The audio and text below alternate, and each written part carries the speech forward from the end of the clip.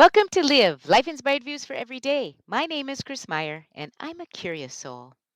Nudge, that was my word for this year. Some years ago, I came across a book that encouraged the reader to choose one word each year that they would focus on to be their word of the year.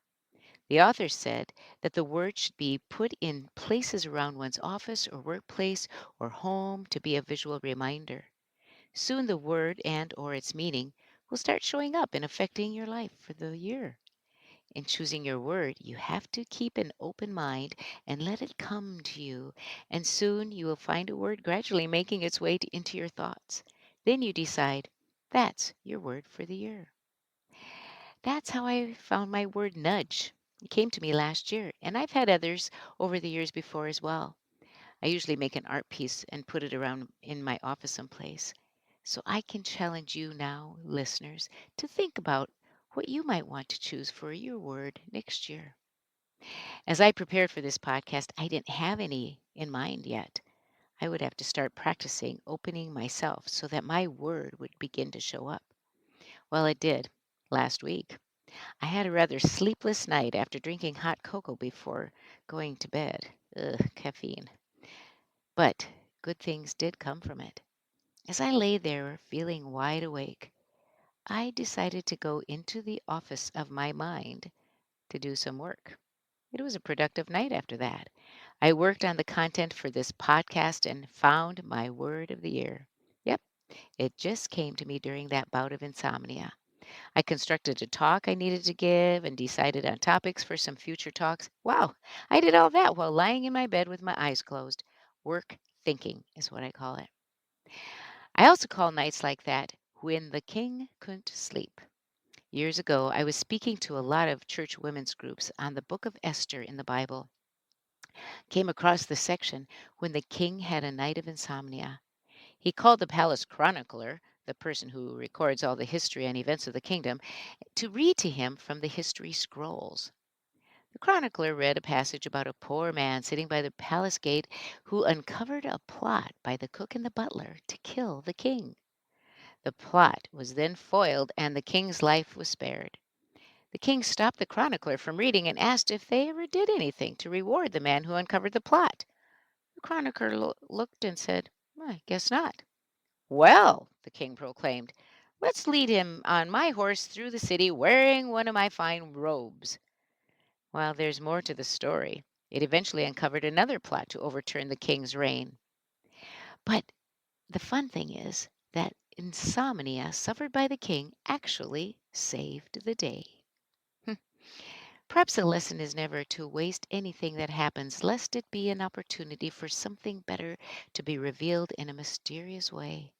Isn't it mysterious how frustrating moments can turn up something good? That is, if we are open, observant, and get our anger or irritation out of the way to see a hidden opportunity. The Japanese have a tradition found in their stunning gardens called miyagakure, which actually means hide and reveal. You can walk around a Japanese garden and come upon a place that looks like trees and brush, and a few steps further, you step into an amazing sight. Hide and reveal, miyagakure, is a wonderful metaphor for discovering something that seems plain or uninteresting, only to discover that there is something profound or wonderful within. It might be prudent that we all develop the habit of holding a sweet anticipation for what may behold us in a time of frustration, disappointment, boredom, or even hurt. Much earlier in these podcasts, I introduced you to the book Ireland by Frank Delaney. In the book, a young man searching for his father, whom who has never known, is standing rough and frustrated outside a pub in Ireland. A woman comes out and strikes up a conversation with the dour young man. When he explains his plight and frustration, the woman asks him, what's the good news inside it? There's always good news wrapped up in bad news. Hmm, how true, isn't it? We often do not see it right away, but with enough reflecting, tending to the events in our memory, good news can often be discovered. Miyagakure, hide and reveal. So curious. so mysterious at times. Do you remember that my word for next year came to me during my struggle with insomnia last week? Are you wondering what that word is? Hmm. The word is mystery. As we look into next year with the changes in our political landscape, we cannot predict what will happen. We live with mystery.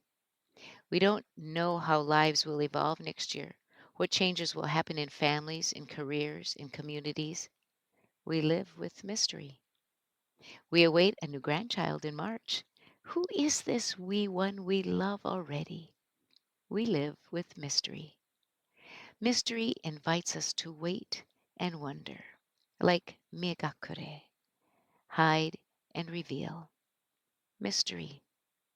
This week, on your bathroom mirror, write, I will find my word.